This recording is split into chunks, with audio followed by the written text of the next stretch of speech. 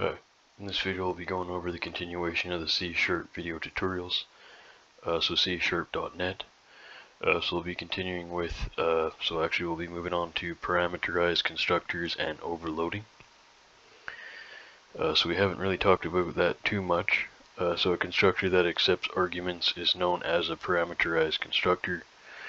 A class can have multiple versions of the same method, which are known as overloaded methods. So you haven't really done them too much, actually a little bit. We haven't really taken any arguments in the constructor, so this is pretty much a constructor here. It is a constructor. So for, like, we just started working in other classes, multiple classes, but you've seen me, if you've been watching the C# playlist on my channel, then you would have seen that I use fields and I use a constructor, but I haven't done any parameters for a while because we haven't really created too many objects where we needed that.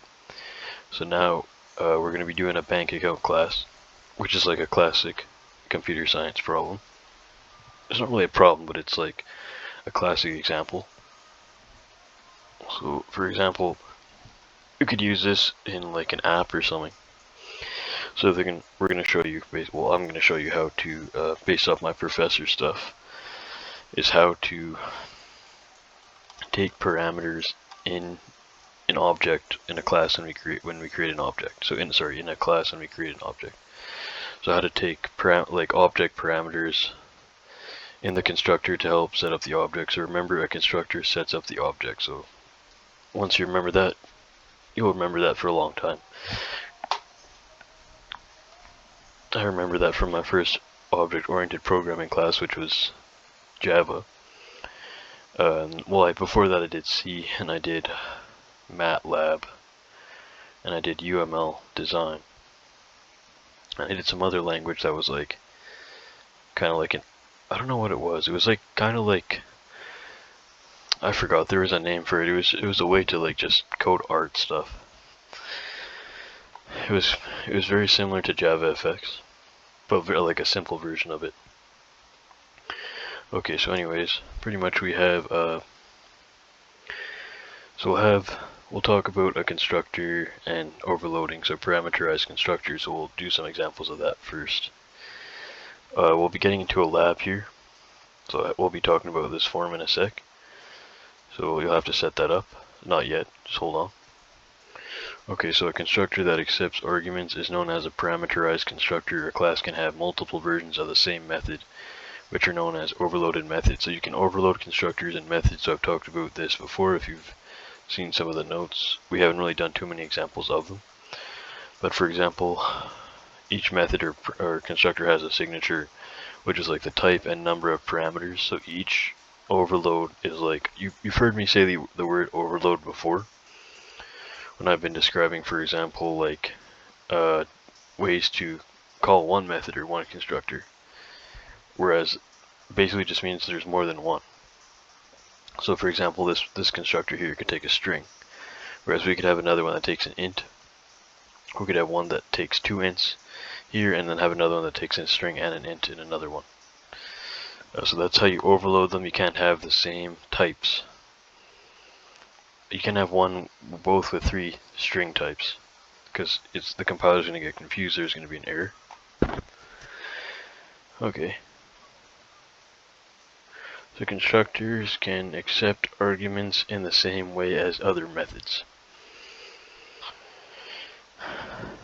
So a constructor accepts arguments. So a constructor that accepts arguments is known as a parameterized constructor. That's like a classic. That'll be a classic test question, multiple choice. Pretty easy.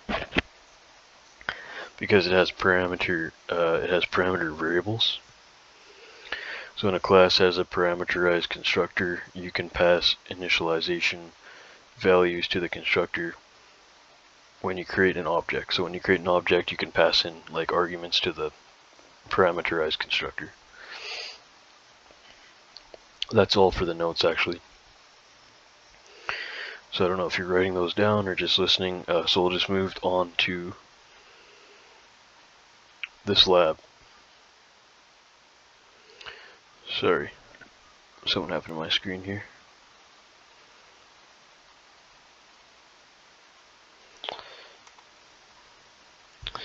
Okay, how can I close that? There we go. Okay. Sorry, where am I now? Okay, I've lost my spot here. 1 second, apologize about that. Step back here. Okay, so in the meantime, you can start creating this form here. So we have one label at the top, so you can just start placing them. One label, 2 text boxes, and 2 buttons. I don't know if you're following along. If you're not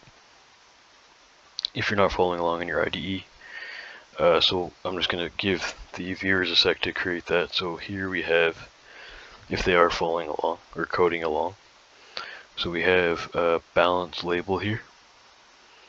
That's a label. There's supposed to be another label beside it, but I didn't bother putting that.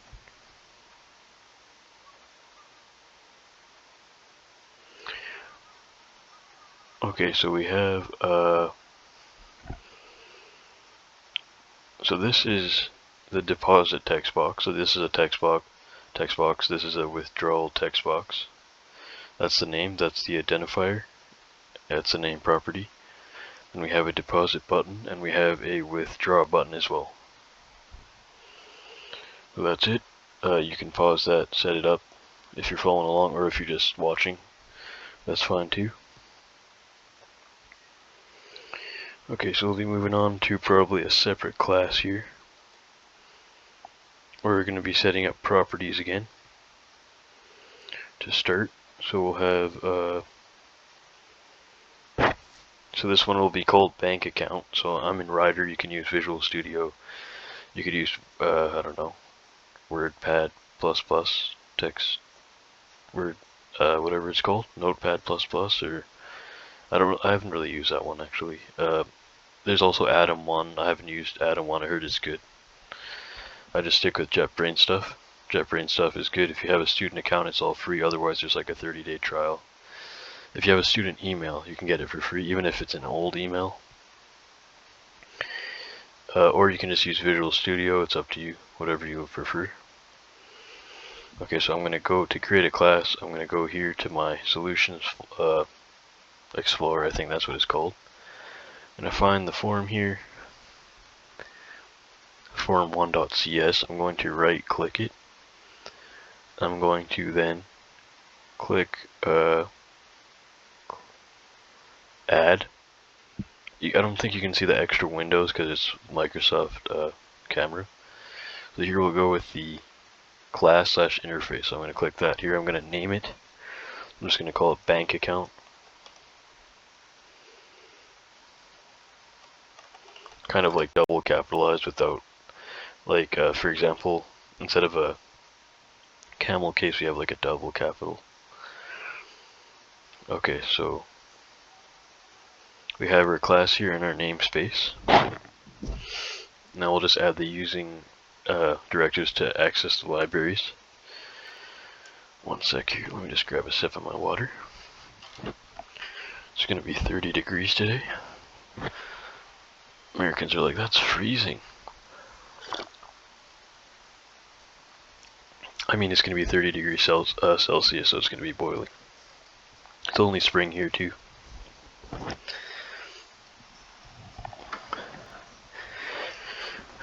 Okay, so let's create that.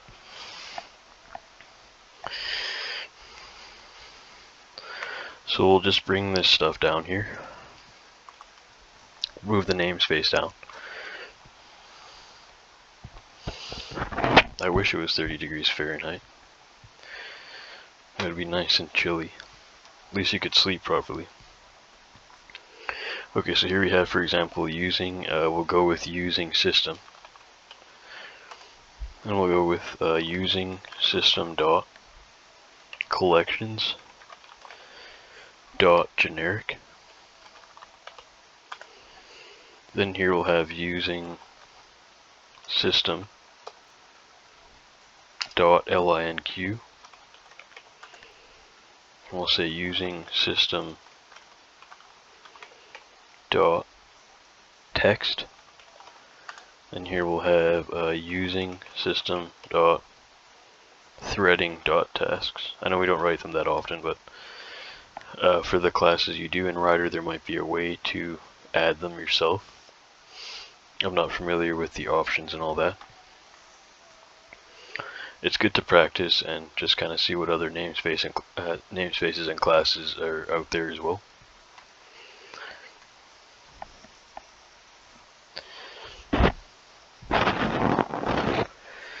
Okay, so we'll start doing our backing fields. So remember, a backing field is used to set up a property, so we'll just do that here. So they're going to be a field, so it's going to be under the, sorry, not in here. It's actually, oh, it will be in here, my bad. Did I do it up here last time? Hopefully not. Okay, so here we'll go with private. It's a little tricky because if you're used to other languages, because C# is the one language that has an extra block. It has a namespace outside of it. Most languages don't. So usually this is your class and this is your constructor here. If you're coming from like another language. But in this case, this is our namespace and this is our class. So here we could have, for example, some fields here. So we'll say private decimal balance. And remember, we're going to use the convention for the backing field. The backing fields are for the properties. Remember that. They're used to set up the properties. So private decimal underscore balance. Actually, I think that's it. For just one backing field, and then here we'll have the constructor. This is going to be our first constructor here.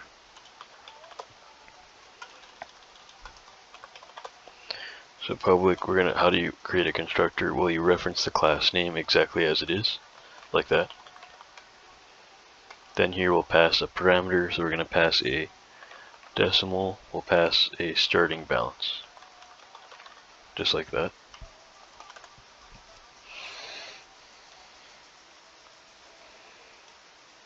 Okay, so now we go with the backing field. We'll say that the backing field, this is your common, this is like the common way to set up your instance data, because this is instance data here because it's object data. And the constructor sets up the object data, but when we're saying here that the bank account object is going to take a starting balance when you instantiate the object, then in that case we're going to point the backing field to the parameter or argument in this case. That's like your classic way to set up objects. Just classic OOP stuff. You'll do that like if you're doing an OOP language, you're going to be doing, that's all you're going to be doing. It's really easy and it's actually kind of fun to just do the same thing every time, but with different data obviously. But you get good at it that way, so it's easy to do. But in this case, C#, we're going to, instead of passing a normal field, we're passing a backing field, so it's a little bit different. So here we're passing balance to point to the parameter starting balance. So now the backing field has like an imaginary pointer right up here to the parameter, to the parameter here.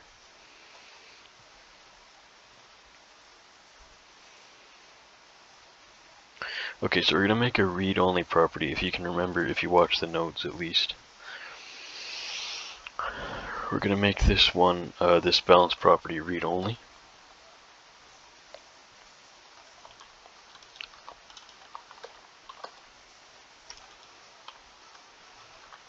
So to make a property, to make a property read-only, then we don't create the setter for it. So we just create the getter, so here we'll just go, for example, public, and remember so you have to reference it as public. Because a property is supposed to be public because it's supposed to be accessed outside of other classes. So here we'll go with public. Then we'll pass decimal, because the type's going to be the same as the backing field in which you want to reference. So here we'll just say public decimal. Okay, so this is going to be balance. Okay, so we're going to call it balance.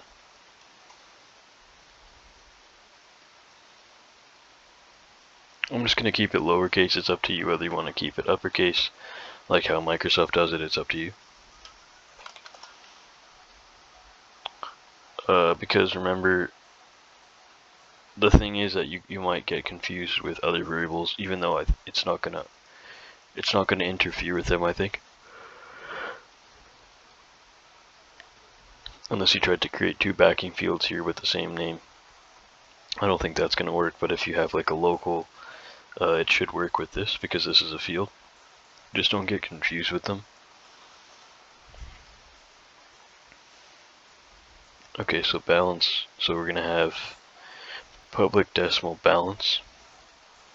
This is gonna be our property. Property definition. Then here, remember we have to call get with no parentheses. That's the trick here. And then we're gonna do return the backing field balance like that. You could have said this, but we're not gonna use this. You can though. Whoops. Okay, so there's gonna be no setter, no set property. No, let's just say no set declaration because we want. Let's just say no set declaration. Read only. Let's just say that read only like that. So this is a read only property. You can't mutate it. You can only access it. Therefore, it makes it read only. Okay, so now we'll have a deposit method. Let's go with public void. Then we'll say with deposit.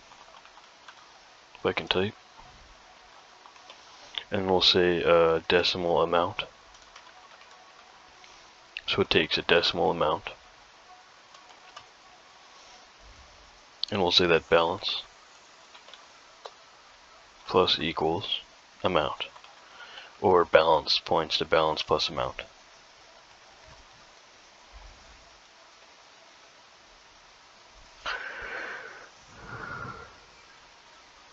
What's happening with the... There's an error somewhere, so let me just see where that is. Here.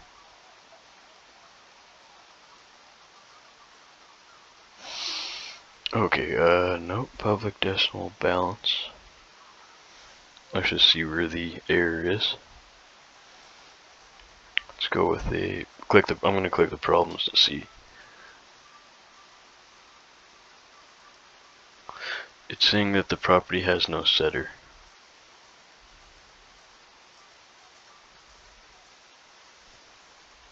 That's not very helpful because we don't want it to. Unless this is a different framework from what the IDE is in that I'm looking at in my professor's notes, that could be the problem. That's always confusing.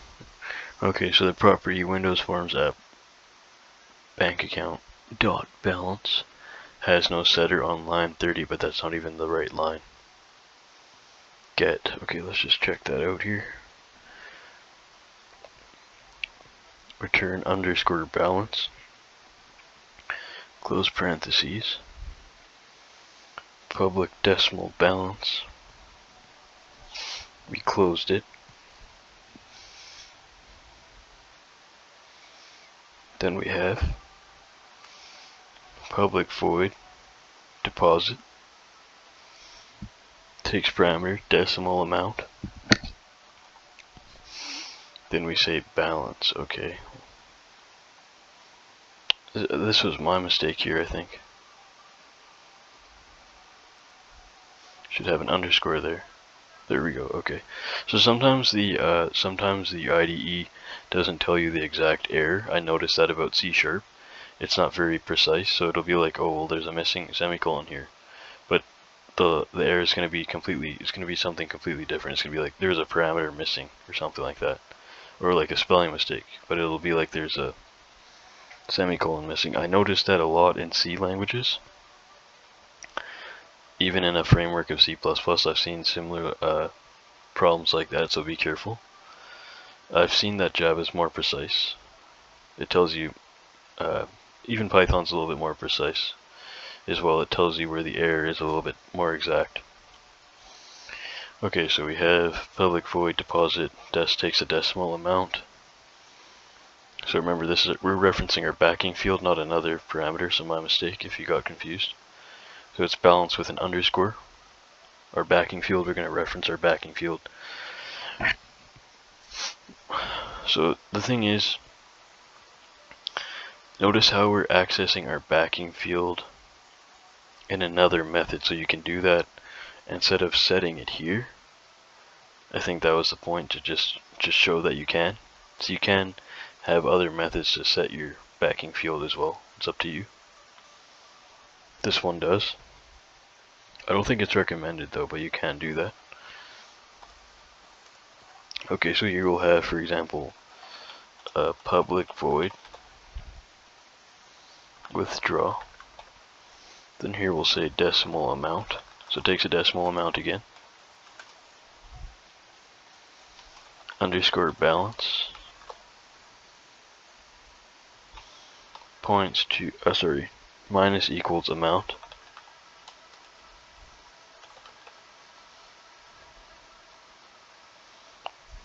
Okay, so that's public void withdraw takes a decimal amount, underscore balance minus equals amount, like that. And that's it. That's our whole class.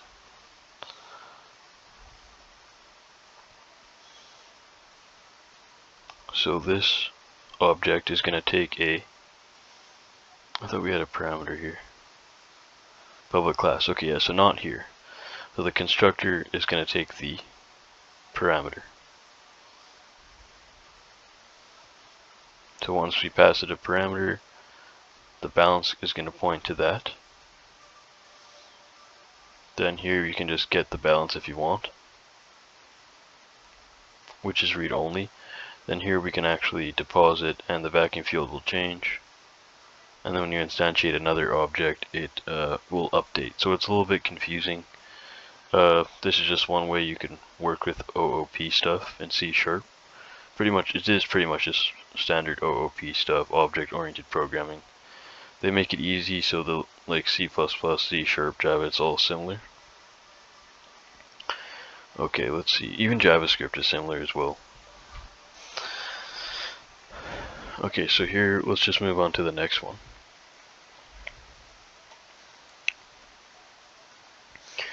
So we're going to have a field in our class, so we're going to have to switch to the other source file, so I'm going to click the Form1 file. Okay, so here we'll go with a field here.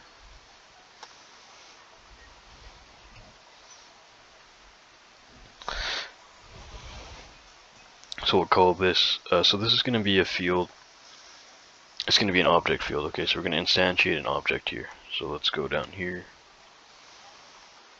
and I'm going to say that we're going to instantiate an object in a comment.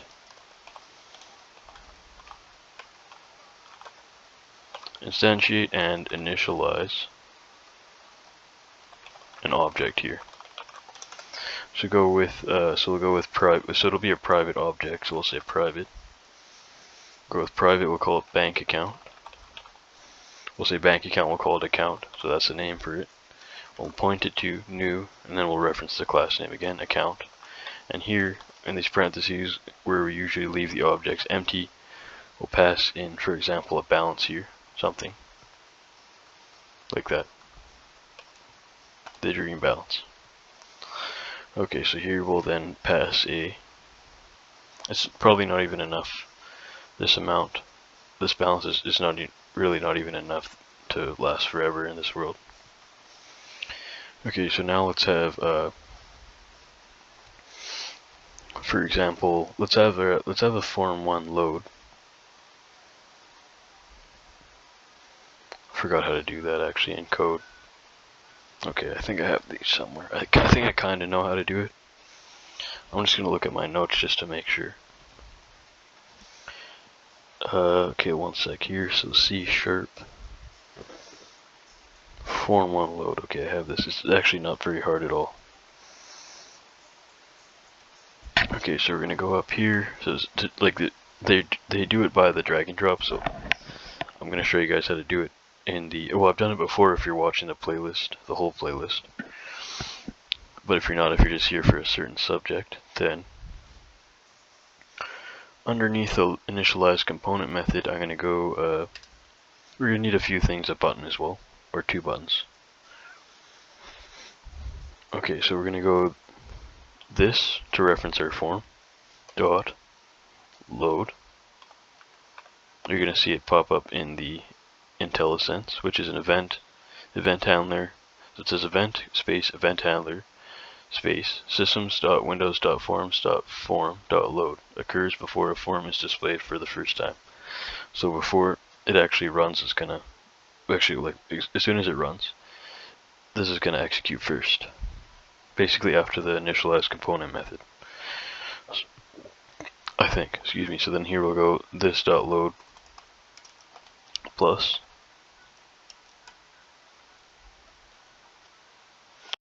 equals, we'll go with form1 underscore load. That's what we're going to call it. That's it. Then underneath here, we go private void form1 underscore load, like that.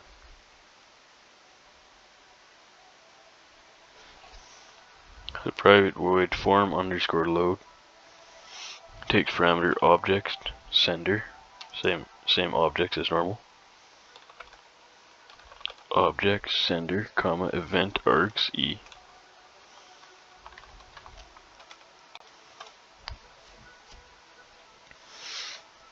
Okay, so now we'll go back to the normal code. So on startup, then we're going to set the balance label to the account balance that was passed in the object, I guess.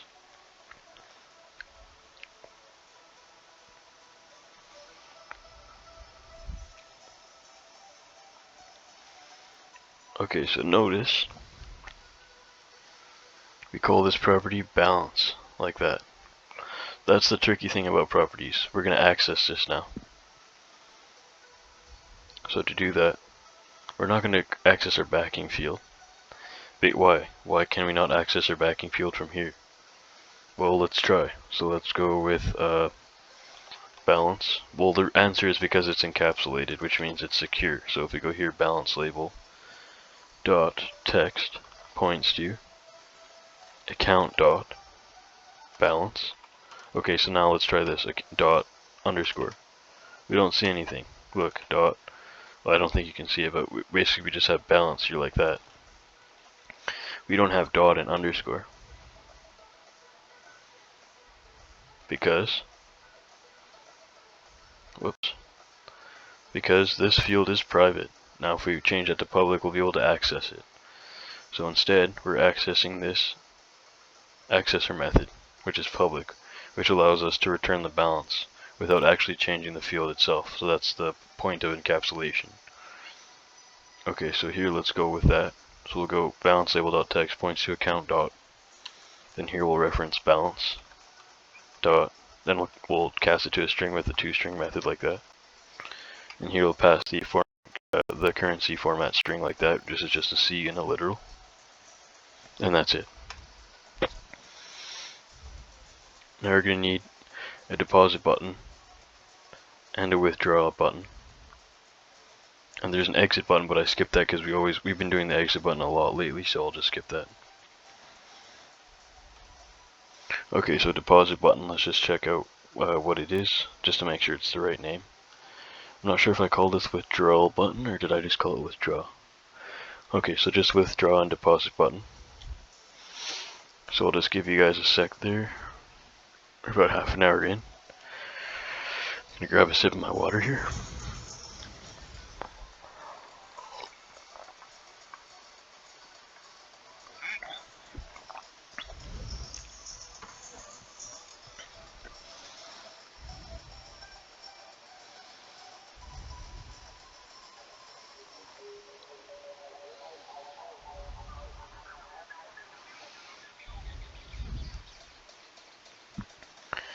Alright, let's move on to the next method now.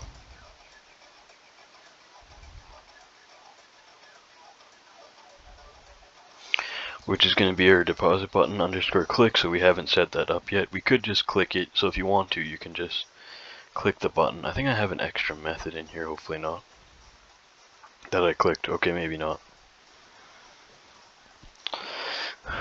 So here you can just basically click this, double click this button, it'll auto generate your event handler for you. But if you want to code it and feel like a Microsoft dev, then you can just basically, we're going to reference the button here. So you could just, we've already kind of like dragged and dropped it. You could place it with the code. I've kind of done that stuff earlier on. If you're interested, we're still going to be doing a a layout lab. We're gonna do at least one of those before we're done. Probably 2 of them. Okay, so we have so we're just gonna go to the constructor here and just find those and then tell a sense. It's going to know that it's already defined. The compiler is going to know because we already set the properties up here with the name.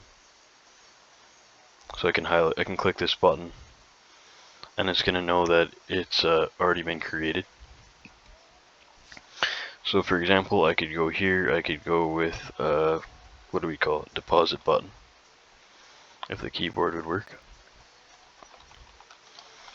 Deposit button dot click, pretty much just like kind of how we set up the load.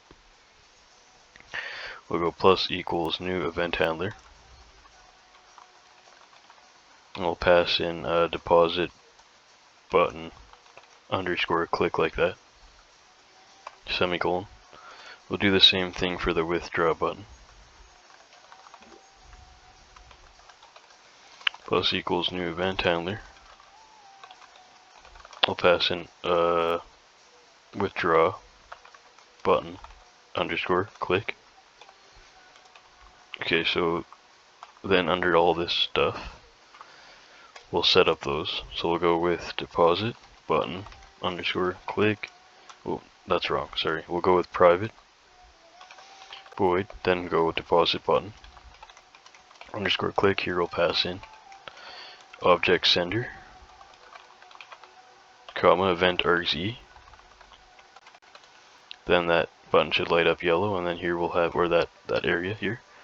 Then we'll have here, for example, private void withdraw button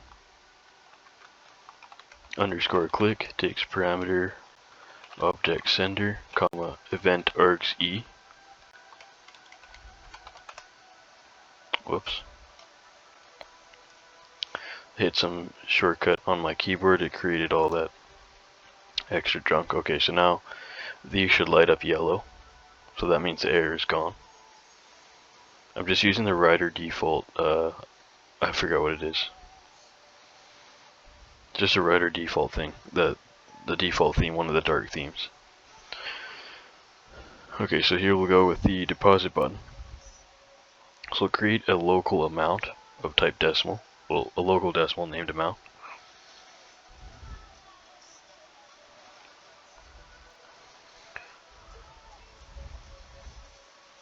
So go with, actually there's not going to be any private. I think it would be private.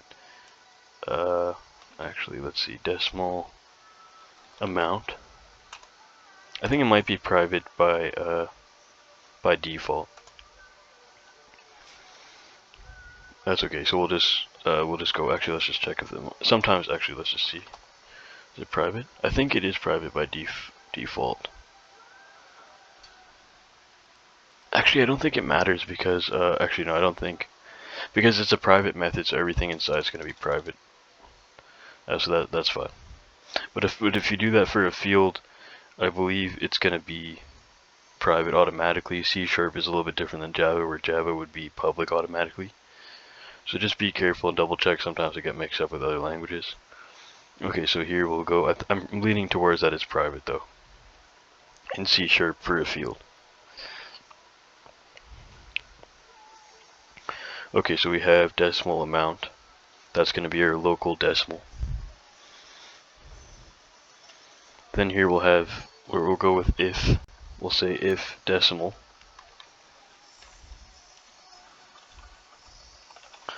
So if decimal dot try parse, we'll pass in deposit text box dot text comma out amount. So we have our decimal amount there.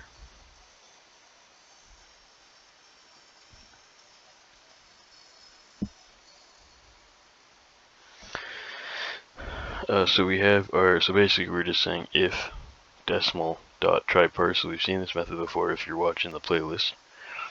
So it's a Boolean method, so that's why we're using it in an if statement. It returns true or false, and it's kind of a special method because it also sets up a value with -1 if this returns false, but if this returns true. So what are we trying to do here? So if it returns true, then okay, so how do I remember this method? We're trying to pass this string decimal text box dot text, which is a string, as a decimal. So if that's successful and it's true, the decimal amount gets stored, well, the decimal gets stored in the amount variable, which is of type decimal. If this method returns false, then -1 gets stored in amount, and then that's it. So in that case here, I'm just going to open a block. So then here we'll say account, we're going to reference our object. Actually, sorry, no, we're not going to, actually I think we are going to reference our object. Let me just make sure I have amount and account correct here. Okay, so we have decimal amount up here. We're going to pass this amount. Decimal amount up here, we're passing this as amount here. Okay, so under here we are going to reference our account object, which we have up here, which is a field. We can access it in the class, but not outside the class. But since it's a field, all methods and constructors can access it. Okay, so here we'll go with account.deposit, passing in amount, like that.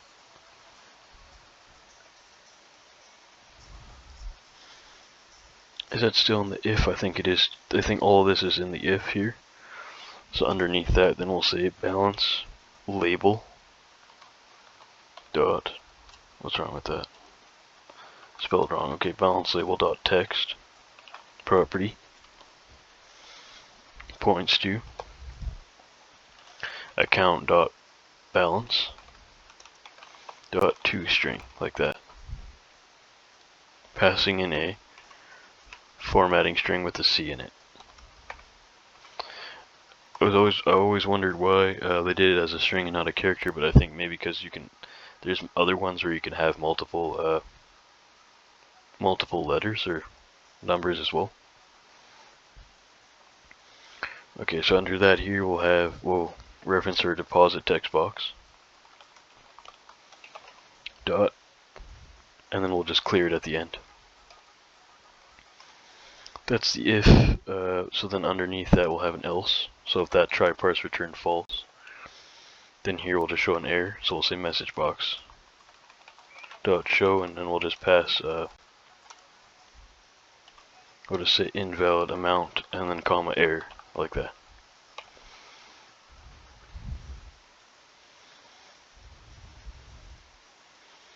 Alright, so there's just the last one here.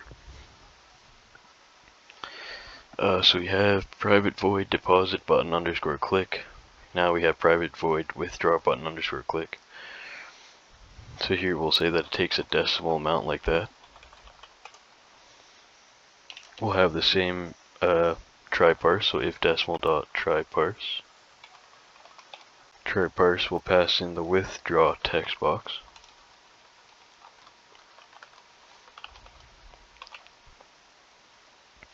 Dot text, comma, out amount, like that. So here we'll say that we want to call our account object and say we want to call the withdraw method, passing in the amount as a parameter, or as an argument in this case.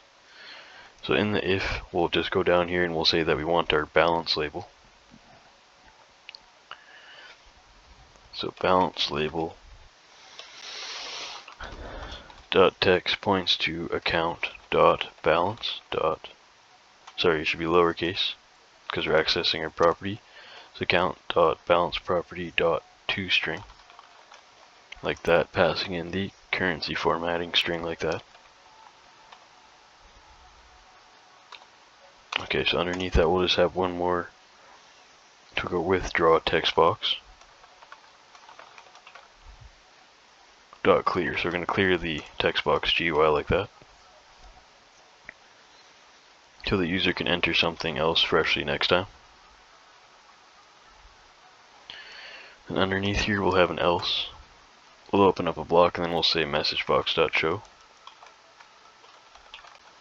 And if that try person worked, then we're going to show that it's an error. So we'll just say invalid amount, comma, we'll just say error like that. And that's pretty much it. There is an exit button, so we'll just skip that. So we'll just go up. Oh, I'll just go up here. So I'm just going to run this, and then you won't be able to see the form, but I'll just explain to you from the drag and drop what's happening. Okay, so where are we at here? Okay, so I'm just going to run the form here, and then we're going to run the app. It's just going to be like a Windows pop-up. So I'm just going to save that and run it.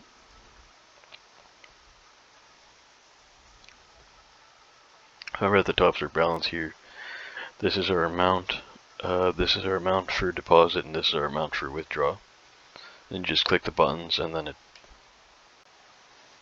Yeah, I guess we're just going to. Pretty much, it's just like a pretend kind of ATM machine or something. Okay, so here we're gonna go. We're just gonna we're gonna deposit like something here like that. So now see how the balance text box updated. And we can withdraw the same amount just to test. There we go, see? Actually, you can't see, okay. So what's going to happen is that, oh, sorry, I forgot about that. Okay, so at the top here we have our balance. So it says like 10 million here at the top. Then I'm going to click here. I'm going to enter a number, click deposit. So pretty much you can deposit into the account. Then you can click here, type some numbers, and withdraw from the account, and everything updates. So we're in this lab, it's just like an easy app example, but we were able to instantiate some objects, move some data around here and there. So it's good practice for object-oriented programming stuff. So that's pretty much it. So thanks for watching, guys. If you guys liked the video, you can like and subscribe to support the channel for more programming and investing tutorials. In the next video, let's just see what we're going to be doing here.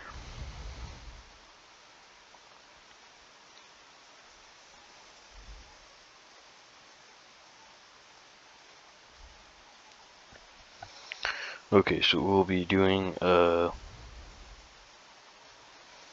overloaded methods. So this wasn't really overloaded. Was this overloaded? I don't believe it was. Why is that? Okay, so if we would have, okay, so if I said that this was going to be an overloaded tutorial, I apologize about that. We will be doing some later on, but pretty much here we just got to practice properties and taking a parameter. So a parameterized constructor, that was the first part. So now that we know how to take parameters in the constructor, we'll be creating overloaded constructors. So here we could have said that, for example, that this bank account, we could have had like another one like this. Sorry if the keyboard worked. And we could go like this, if it's gonna copy. No, didn't copy yet. So we're gonna be doing an example of this in a sec, in the next video. But we could have said that this takes a decimal starting balance. We could have said that it takes like an int, I don't know, max limit or something. Like you have a max limit on your number of withdrawals. So in this case, this would have been an overloaded constructor because it takes two parameters. It takes a decimal and an int. This one could have taken, we could have had another one that takes two decimals. Basically they just can't, you can't have another one that also takes a decimal and an int because the compiler will get confused. So we'll be continuing to discuss that later on. So thanks for watching. If you guys like the video, you can like and subscribe. I'll see you guys in the next one. If you want to check out more videos, it's in the C# playlist on my channel, csharp.net. And I'll see you guys in the next one. Take care. Thanks.